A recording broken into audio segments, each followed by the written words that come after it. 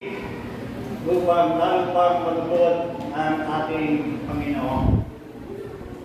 Sa maluwalhati at mapagpalang umaga sa inyong lahat. Kamusta kayo? Hindi ko natin Yes, sana'y happy, blessed, and good. Tama lamang na tayo ay maging masaya dahil tayo pinagpapala at mabuti ang ating kalagayan ligtas sa anumang karamdaman. Lalo na sa espesyal at tatatanging araw na ito sa buhay ng ating pinamahal na Iglesia na bunga o dahil sa pag-ibig, kabaitan, kabutihan at katapatan ng ating Panginoon Diyos ay nabot ng UCCTC Praise ang ika-87 taon ng pagkatapat nito. A great milestone na dapat pagdiwang na may pasasalamat, magpupuri at pagluluwalhati sa Diyos. Mga kapatid, handa po ba kayong makipagtagalan sa akin? Ay naku, makunti lamang. Kung ayaw makipagtagalan, kayo na po kayo lumabas. Handa po ba kayo makipagtagalan kay Kuya Rally? Thank you! Ito po ang kapal ng ating sermon. Kulang-kulang po, 35 pahina. Pero sabi sa atin, ni Pastor Bong Gabian, sa schedule, alas 12 tayo mananangalian. Kaya po, matatapos tayo ng alas 12. Huwag po kayong malungkot dahil meron libre tanghalian. Burkon, Imputido, Istipata, wala po yan. Hindi po yan ang ulam. Pero makaasa kayo may special na ulam, may kasasaya ng inyong tiyan at ng inyong mga katawan. Ang ulam po, hindi ko sasabihin, hindi po lechon. Hindi ko sasabihin lechon. Pero ito yung gamot sa kolesterol. Kaya po sa umaging ito, nakikita ang kadalakan ng puso sa ating pagdiriwang. Tatapat ang ating dalang mensahe sa ating Anniversary Foundation ay dapat natin nagbigay ng isang pananaw o panikay ng tungkol ang tanong na pagkatapos po nito, bukas ay ano? After this celebration, what? Yes, what more shall we do to please God and glorify Him? Ano ba ang minamalang dapat natin gawin upang bigyan kanukuran ang Panginoon at walahiin siya sa kanyang pangalan? Bago natin sagutin mga minamahal ang ngayong katanungan, nais ko pong nilingin sa inyo na tumayo. Dahil kanina pa kayo nakaupo dyan, tumayo tayo lahat. Bakit po ba? Those who are able to stand. Sa Hawaii po, ang pagbati ng welcome, ang sinasabi ay aloha. Aloha. Sa mga Latino, Spaniard ay hola. Hola. At sapagkat tayo ay Westerner nyo, mga boboy tayo, ang pagbati ng mga boboy ay iya. Okay? Give five sa inyong katabihan sa mga sa ulan, iya. Iya. Maraming pa kayo iya. Iya. Iya. Yeah. Welcome po, maraming salamat. At ang birthday ng ating church, sama-sama nating awitin. Happy birthday, dear church. Happy birthday, dear church. Happy birthday, UCC Peace Series. May the Lord God bless you. Music director, please, let's sing Happy Birthday, dear church. Taksa natin, mga kapatid. Happy birthday, dear church. Happy birthday, dear church. Happy birthday to me. May the Lord God bless you. Okay, natin po, yung Bilong Pipi, Mawin. Ating natin sila magaling Mawin. Bilong Pipi, Mawin.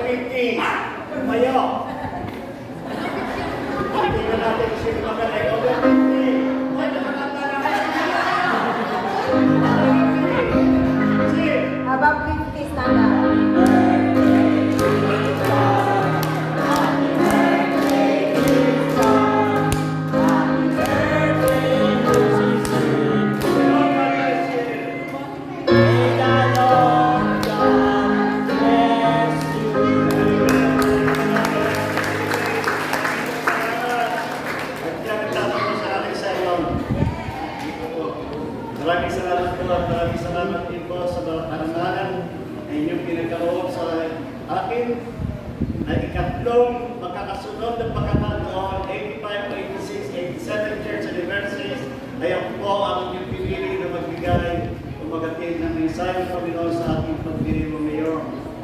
Tanong ko sa aking sarili, bakit kaya ang iglesia nito ay hindi na nagsasawa sa inyong linggo? Dahil po ba na ako ay MC? Ano ang MC?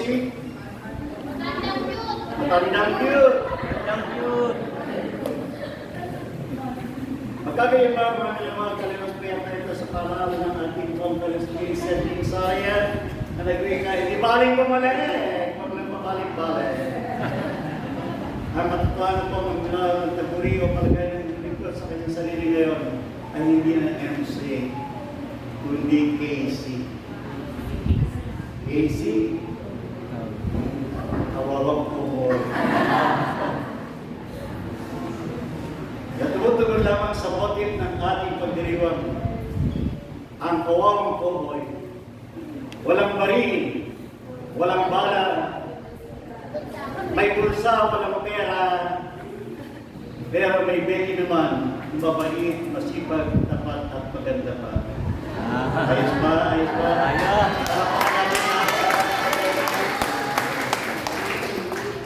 Kaya po kayo buhay kayo mamaya takutulog na kayo. Kaya ay manangangin. Nakilala ba ang aming Diyos? Banal na Espiritu. Buksan po ninyo ang aming puso at isipan na dandaan mga ito upang malinaw na ang mga gawan. At doon nagalakan tagadi ng inyong mga salita na siya nagpapakimay ng aming mananampalataya. Buhay espiritual at higit sa lahat ng aming kaugnayan sa inyo at sa aming iglesia. Sa pangalan ni Jesus. Amen. Mga minamahal, hayaan po ninyo na ibahagi ko bilang pasimula ang isang kwento na tinumano ay nangyari sa isang ngayon sa Batangas. Ito ay tungkol sa isang binata at isang ama.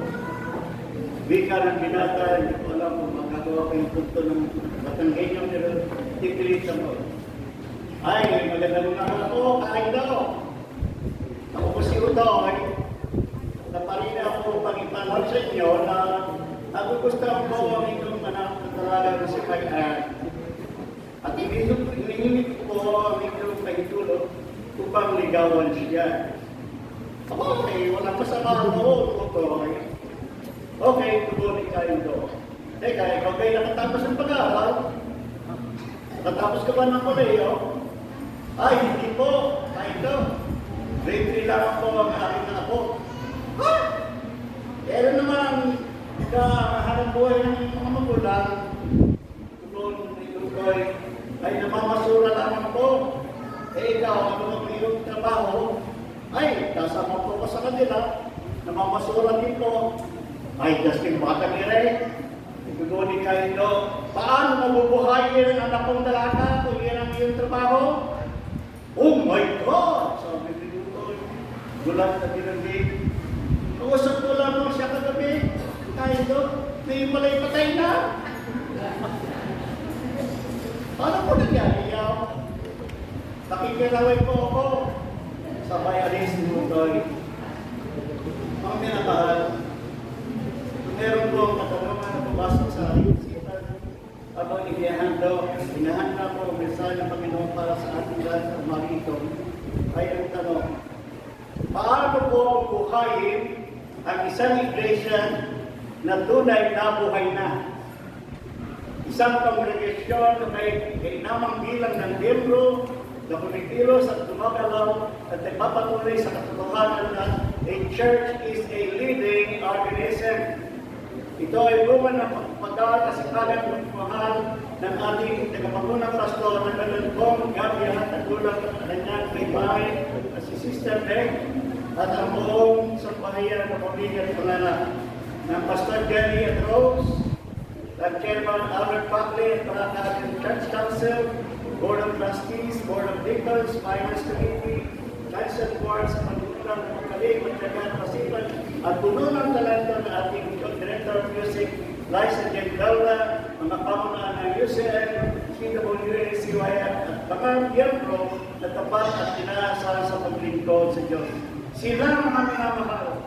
At siya nagbibigay buhay at sigla sa Diyos sa Siyempre upang may sakatuparan ang mga gawain at misyon nito. Hinihiling ko po kung inyong mamarapatin bilang pagkilala at pasasalamat sa kanilang mga ginagawa to make our church active and remain alive and vibrant after this moment. Ay bigyan po natin sila ng isang maalingaw-ngaw na palakpakan.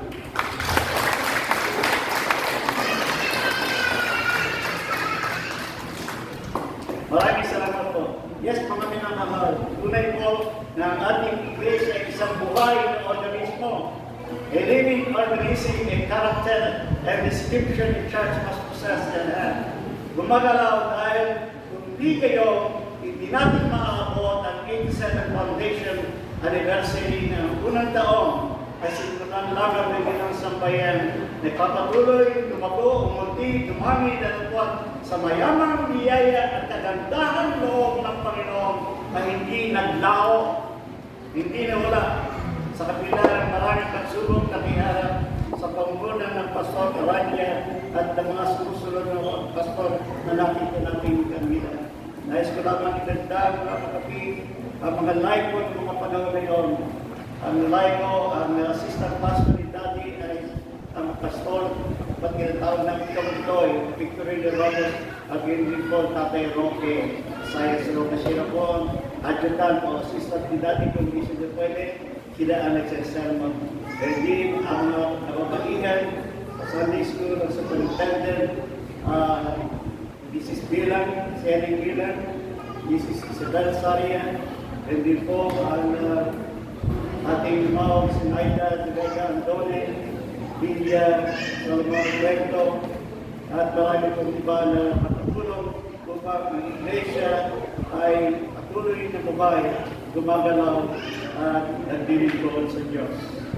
Ito po ang mga taong may pala, nakita natin bahagi na ng kasaysayan ng ating Iglesia. Kundi sa kanila ay wala tayo ngayon. Bakit ang tanong ko sa iyo, mga kapatid, paano gumagalaw ang ating Iglesia? Ito ba ay pasulong? Ito ba ay patras? O hindi umalis at nananatili sa kanyang kalagayan? Isa, ika nga ay steady o stagnant. Katulad na isang laro, ang kabayo ng pahaw niya nirigao sa akin ng aking mga magulang isa bilang Christmas gift na ako'y 3 taong kulang pa. Sakay na laro ng kabayo, hindayog naman po ang aking nagagawa. Taas, baba, at ako at hindi umusod, pasulong, o patras man. Hindi po ako naalis sa lugar. Walang progreso o walang pagkulat. Tanong po mga pinangalat, nagtutuwa ba ang wangis ng UCCPC Christ? Puro indayong lamang? Walang pasulong? Steady sa isang lugar? Kayo na po ang masasagot. Kayo na po ang makatulungan. How can you describe our church now? How will you describe our church now? Dapat gumagalaw tungo sa paglago. Moving forward to grow, not only in quantity but in quality as well. Hindi lamang sa dami ng miyembro natin sa ating buhay spiritual, sa ating pananampalataya, sa ating kaugnayan sa Panginoong Diyos, at higit sa lahat sa biyaya, kagandahan at kaalaman tungkol sa ating tagapagligtas na sa Panginoong Yesus. Ito ang kanyang inaasahan ng mga pinamar na kanyang kaluguran at kagalahan, a truth that gives our Lord and Savior Jesus Christ joy, and one that pleases Him. That is knowing the grace and knowledge of our Savior, Jesus Christ. To know about Him and to live for Him while we exist on this planet Earth.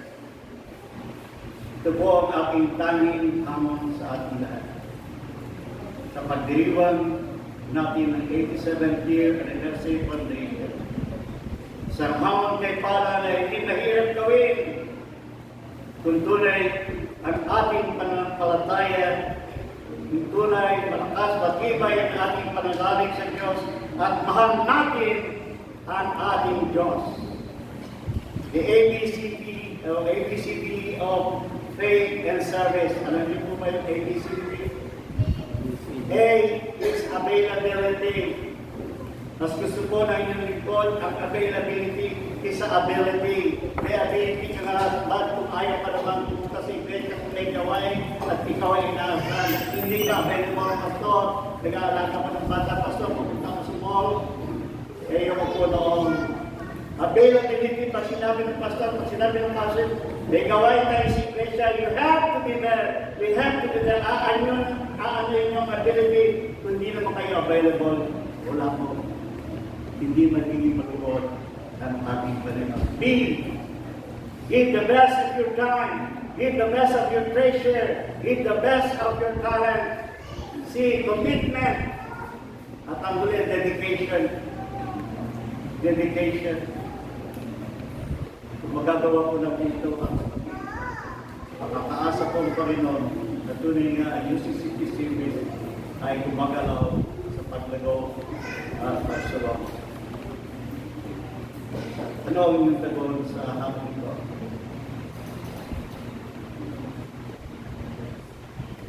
Oo po. Sasabihin ko sa inyo. Ito na pinakamabuti at pinakamagandang mundo o regalo natin lahat sa birthday ng ating church. Sa kanyang kawalong itong taong pagsira. Pinakamagandang regalo na ating nailandaw sa UCCP sa kanyang birthday. Amen to ba? Amen. Sa pangako na ating tumparin na pagkatapos ng araw na ito ay buong puso natin bibigyan ng pagsindihin panahon talaga na tunay na tayo ay magsusumikap na lumago sa kagandahan loob sa biyaya at kalaman tungkol kay Jesus. Patuloy na alamin kung sino talaga siya sa ating buhay, sa ating pananampalataya. At sa sandaling ito, tanungin po natin ang ating sarili ng ating nalang. Gaano kalalim, gaano kalawak ang ating kalaman tungkol sa ating Panginoon. Kung kayo ay interviewin, mapupunta sa harapan, ilang mga salita ang inyong bibigkas kung kayo interviewin, sino sa iyo si Jesus? Marami ba kayong masasabi? Marami ba kayong masasagot? Who is Jesus in your life? Who is Jesus in my life? May masasagot po ba kayo? Jesus is our Savior. Sana'y marami mga kapatid.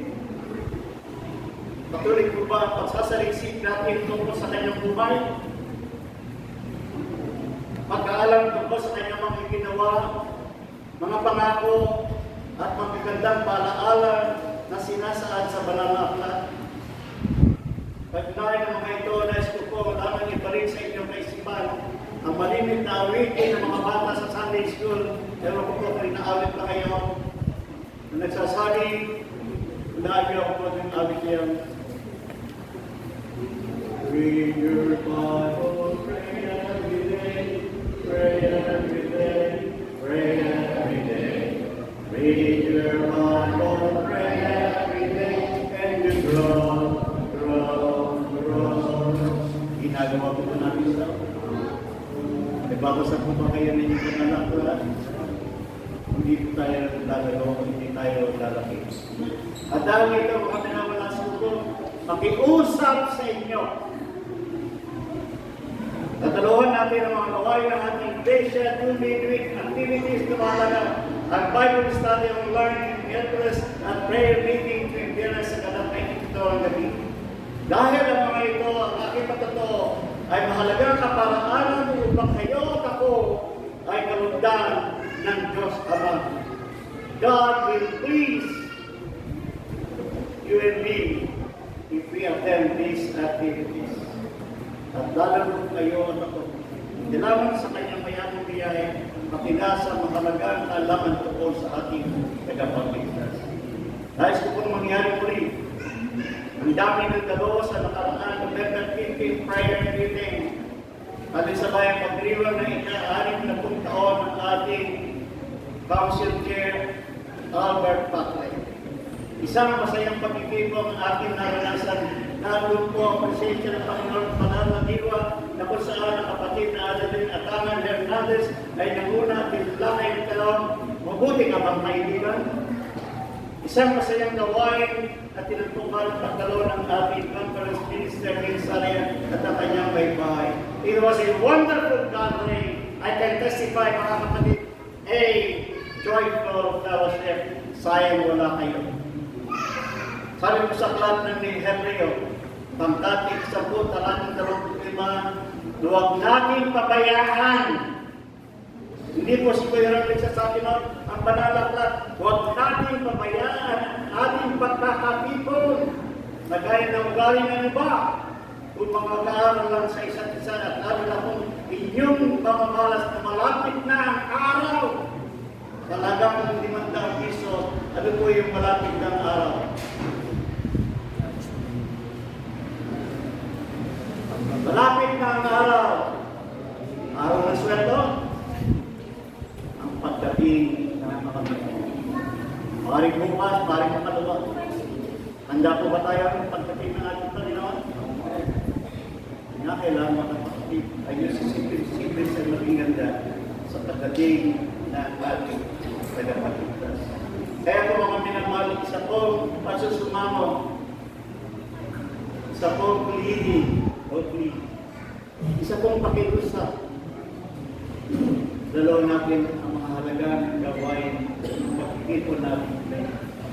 Ang Bible study, prayer reading, ang Sunday school, at iba pang bagay-bagay na magbibigay sa ating paglalakad, pagiging kalukuran ng ating Diyos. Hindi po mahirap ito, di po ba? Mahalagang gawain pag tayo lumagoob at yumaman tayo sa kalaman ko po kay Jesus at yan, kalunod tayo ng Diyos. Sa ganito mga gawain, mapatotohanan na nasa ating journey of faith. At kung nga, tuwing linggo ay inaawit natin, ewan ko kung yun, nasa puso ninyo at nasa isipan, pag inaawit ninyo, pagkatapos basahin natin ng pananaklan, lahat tayo ay umawit. Ano ang ating inawit? Lord, is the Lamb of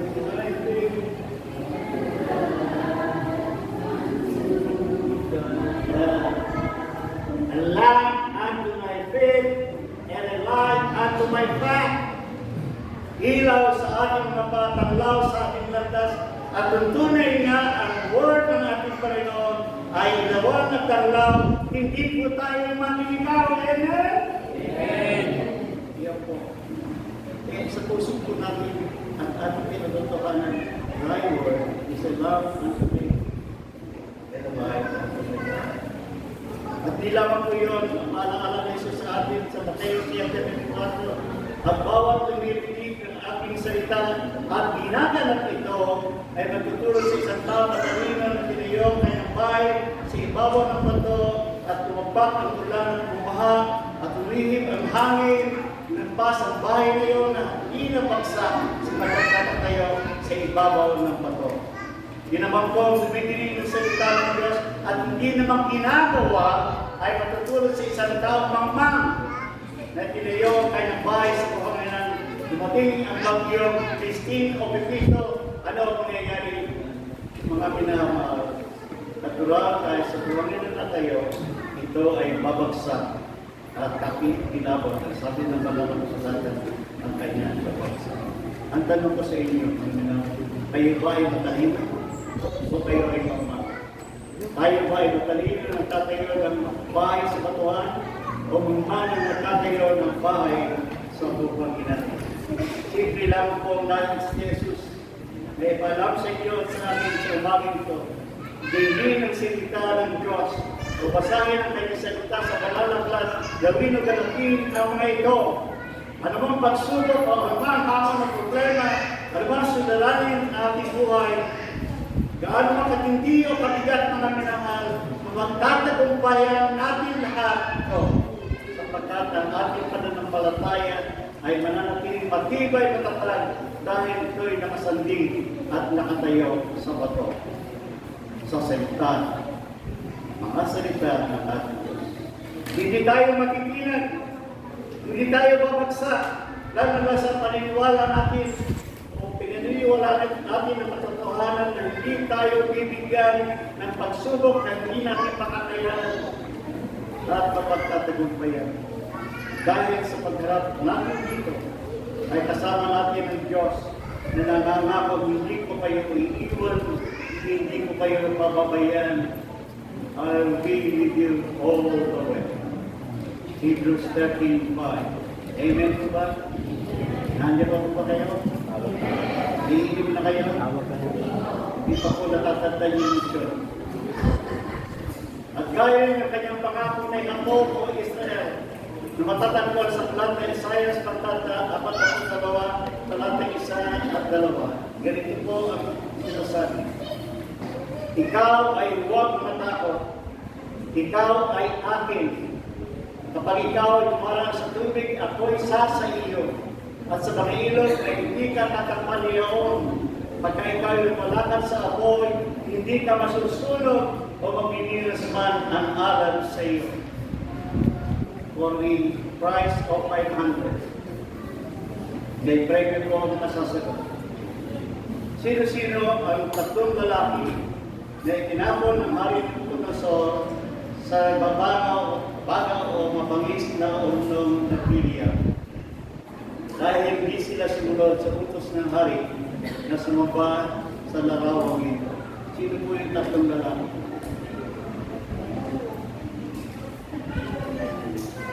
Wala pa kayong premyo. Daniel 3:12. Saan po niyo yung aklat? Ang aklat ng Daniel chapter 3 verse 12. Sino mga may premyo piso? Sino po? Very good. Shadrach, Meshach, Abednego. Meshach po, hindi Meshach. Meshach and Abednego. Nakaligtas sila, hindi nasulog isang iblana ng langook sa gitna ng mapangis na ulong naglilinas na makapintong higit sa dating init. At ang maganda na kapatid sa istorya, sa halip na tatlong lalaki ang nakita ng hari ng Nabucodonosor. 4 na lalaki ang tumambad sa kanyang kapaligid. Isang anyo na awangis ng anak ng Diyos. Naligtas ang tatlo, si Shadrach, Meshach, Abednego, at si hari ng Nabucodonosor ay naniwala na ang Diyos ang nagligtas kay Shadrach, Meshach, at Abednego. At hindi po ang gagawin sa inyo at sa atin ng ating Panginoon sa harap ng mga pagsubok, sa ating pinagdadaan, karamdaman man o anumang mga suliranin sa buhay. At sabi ng Panginoon, huwag kang matakot. Ako ay sasa iyo. Balik po tayo sa ating paksa. Sino po sa inyo may sariling Biblia na binibasa araw-araw? Tapos po malay? Wala. Pastor 0. 1. Okay, Pastor 1. Sino may Biblia sa tahanan, hindi naman pinipuklat? Mga payo na dito. Tapos po ka ba yung kayo takot? 3, Pastor 3. Ilan ang aklat sa lumang tipan?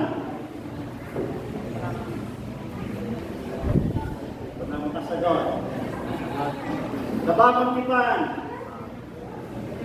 Dahil makasagot. Ilan lahat ang aklat sa banal na kasulatan from Genesis to Revelation? Ilan lahat ang aklat? Dahil makasagot. Very good.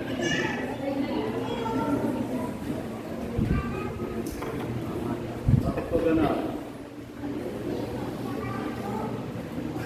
6 po ang nakuha ng aklat sa Biblia. Sa lumang tipan, 37 ang aklat. Sa bagong tipan, 27, kaya 66.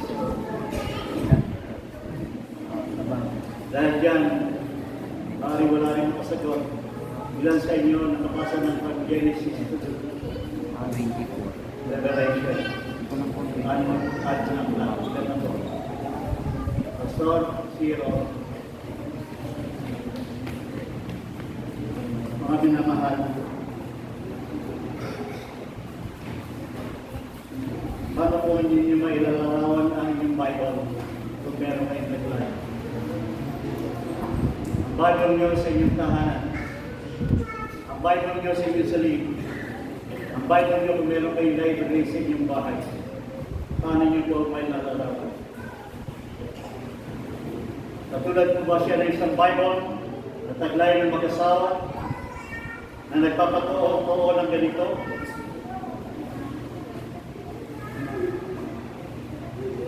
Sabi ko ng Bible na yun, Enero, binigay ako ng isang regalo mula sa bridesmaid sa bagong kasal na sina Teddy at Elaine. Pebrero, binuksan ako at binasa ng mag-asawa ang 1 Corinthians 13 dahil Valentine's Day. Marso, nanatili ako sa bookshelf. Abril, kinuha ako sa bookshelf at dinala ng mag-asawa ng dumalo sa sunrise service. At pagkatapos ay binalik uli ako sa bookshelf. Mayo, sinama ko ng mag-asawa ng magbakasyon sila sa tatlong araw sa Boracay. Nagtaka ako kung bakit ako sinama, sabi ng Biblia. Pero hindi naman ako binasa. Nanatili ako sa suitcase. Hanggang makabalik sa kanilang tahanan at nilagay muli sa bookshelf. Hunyo, kinuha ako sa bookshelf upang basahin ang Psalm 23 dahil may pumanaw na kaarig ng pamilya si Terry.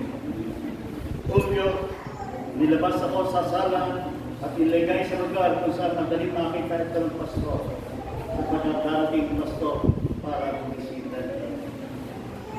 Agosto, Setyembre, 2 buwan ako sa bookshelf. Nobyembre, kinuha ako at ginamit dahil may Bible study sa bahay at nagriwang ng birthday si Elaine. Disyembre, nilagay at ginamit na palumunti ng mag-asawa sa ilalim ng Christmas tree na kasama ng isang muling galit. Mga minamahal, ganito po ang istorya na pasaysayan ng inyong Biblia. Ganito po ba ang kanyang kwento at talambuhay?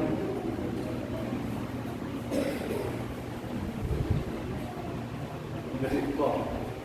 Nais ko po kayo pagkakalanan kung ano ang pagkakatawa ng dakilang mga awit na sa akin at magpapag mga awit na panatay sa ng pagkakatawa.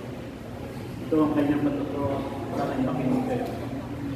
Kapalat ng tao na ang kanyang kasiyahan ay nasa kautusan ng Panginoon at sa kautusan niya nagbubuhay siya araw at gabi.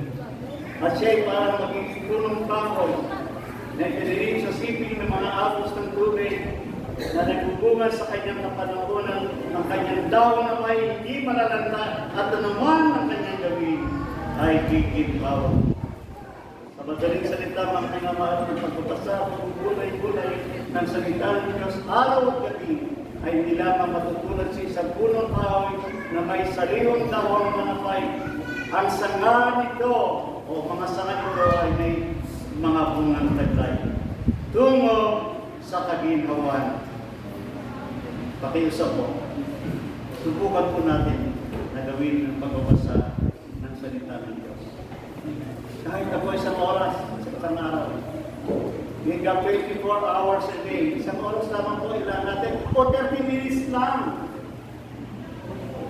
Bigyan natin yung panahon at diin talagang magbasa ng malalakna.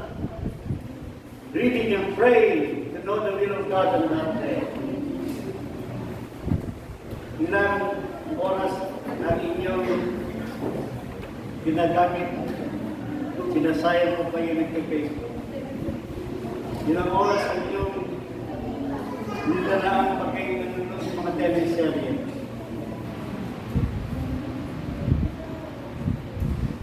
Dalawa, tatlo, apat.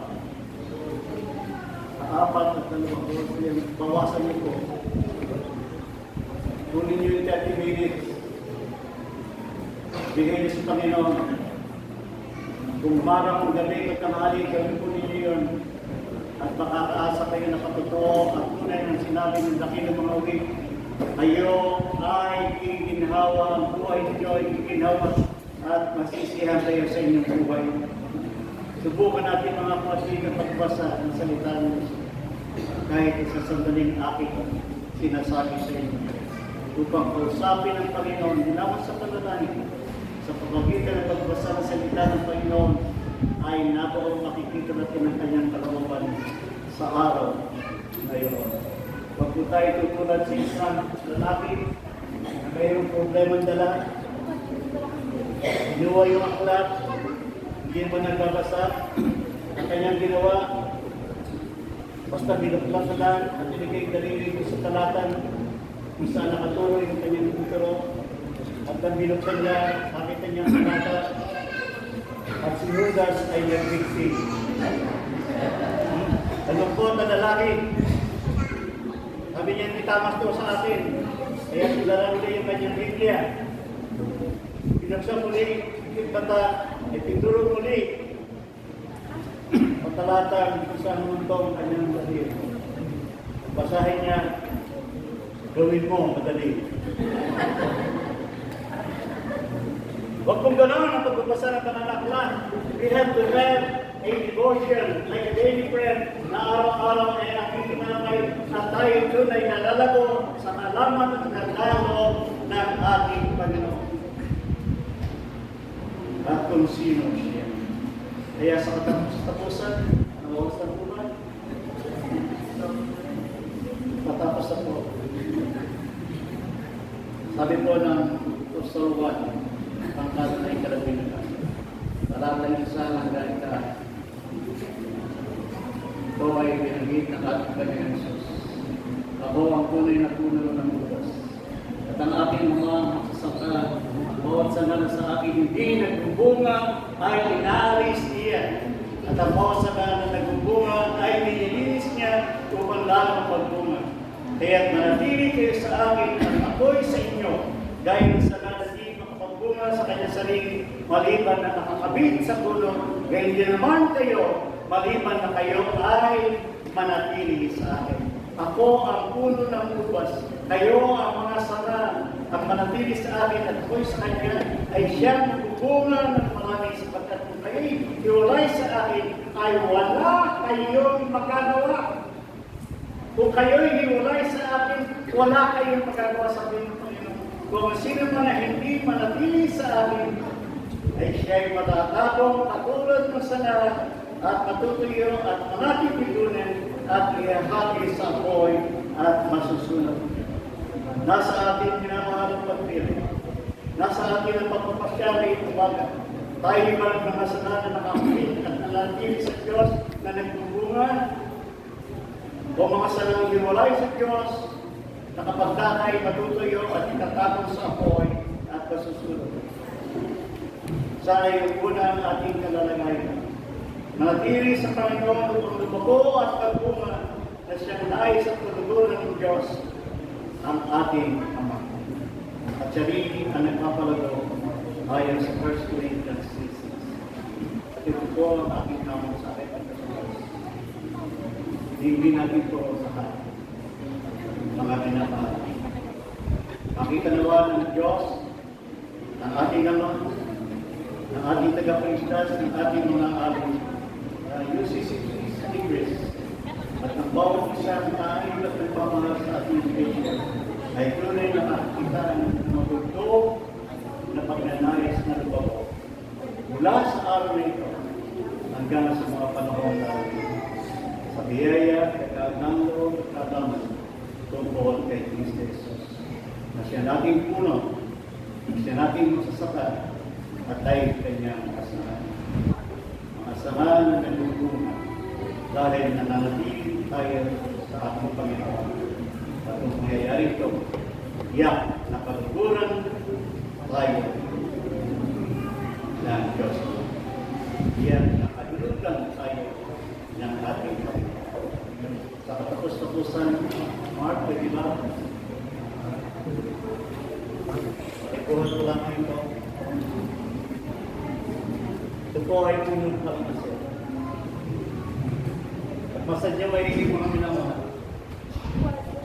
Meron po itong bunga. Sariwa ang hindi ang dahon. Nakakabit sa puno. Nakakabit ang sanga.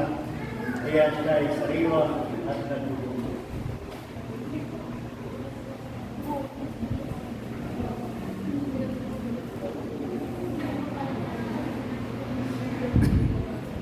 Ito po ang pumuntasay.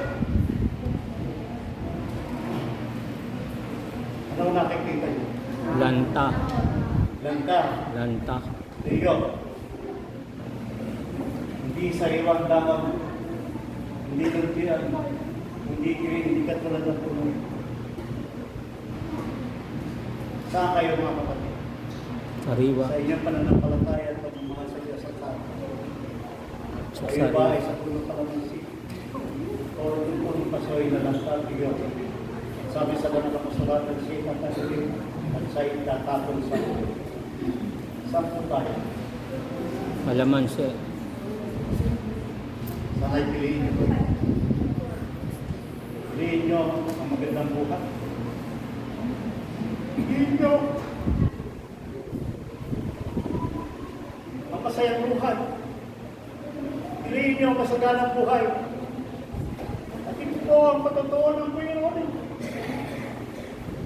Lagi nakakapit, nananatili sa Diyos. Kasama ang Panginoon sa kanyang paglaban. Mga pagsubok na tinataglay. Hindi mo ko help. Marami ako naroon naman. While kaya ako rin. Nakakanan sa ganitong mga panalagay. In my weakness, my Lord is my strength. Dahil ako'y nakakapit sa pagkulay na ako. Sana mga minamahal yun ang inyong kapasihan ninyo. Pakinggan nyo ng mabuti. Subukan ko ninyo, ako'y nagmumulan. At malalaman ninyo sa katapos-tapusan na tama po sinasabi ko. Sa buhay na masagana, sa buhay na masaya, sa buhay na kalugod-lugod, sa buhay na maganda, sapagkat tayo ay nasa Panginoon. Amen. Let us grow in, masahin ko sa taas, grow in the grace and knowledge of our Savior and Lord Jesus Christ. Sana ito ang ating pangako. Mula ngayon hanggang sa katapusan ng ating buhay, I will grow in the grace and knowledge of my Savior and Lord Jesus Christ. Can you say that in the video? I will grow in the grace and knowledge of Savior and Lord Jesus Christ. Pangalan ng Ama, pangalan ng Espiritu Santo. God bless us all. Thank you very much. Palakpakan natin.